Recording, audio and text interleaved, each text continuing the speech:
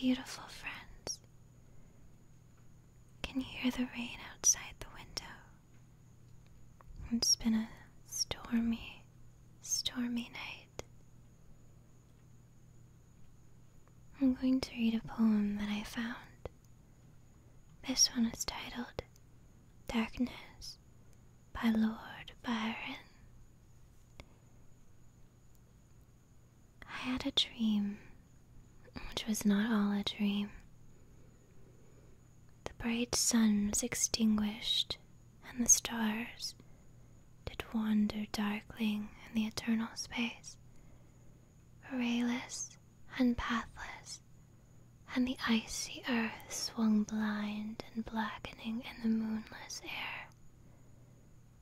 Morn came and went and came and brought no day, and men forgot their passions in the dread of this their desolation, and all hearts were chilled into a selfish prayer for light, and they did live by watchfires and the thrones, the palaces of crowned kings, the huts, the habitations of all things which dwell, were burnt for beacons, cities were consumed, and men were gathered round their blazing homes, to look once more into each other's face.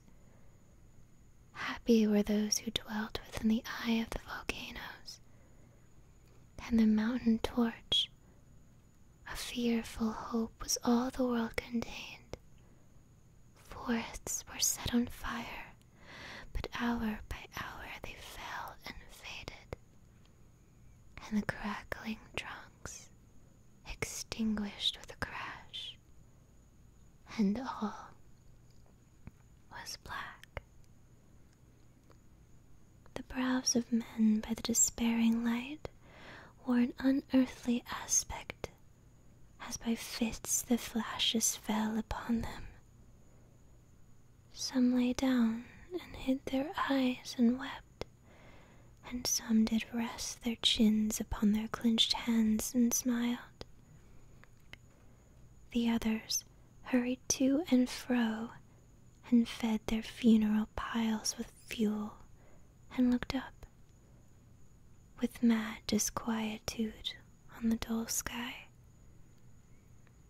the pall of a past world, and then again with curses cast them down upon the dust, and gnashed their teeth and howled. The wild birds shrieked, and terrified did flutter on the ground, and flap their useless wings. The wildest brutes came tame and tremulous, and vipers crawled, and twined themselves among the multitude. Hissing but stingless, they were slain for food, and war, which for a moment was no more, did glute himself again. A meal was brought with blood, and each sate sullenly apart, gorging himself in gloom. No love was left. All earth was but one thought, and that was death, immediate and inglorious, and the pang of famine fed upon all entrails. Men died, and their bones were tombless as their flesh. The meager by the meager were devoured. Even dogs assailed their masters, all save one, and he was faithful to a corpse, and kept the birds and beasts and famished men at bay, till hunger clung them, or the dropping dead lured their lank jaws. Himself sought out no food, but with a piteous and perpetual moan, and a quick desolate cry, licking the hand which answered not with a caress, he died. The crowd was famished by degrees, but two of an enormous city did survive, and they were enemies. They met beside the dying embers of an altar place, where had been heaped a mass of holy things. For an unholy usage they racked up.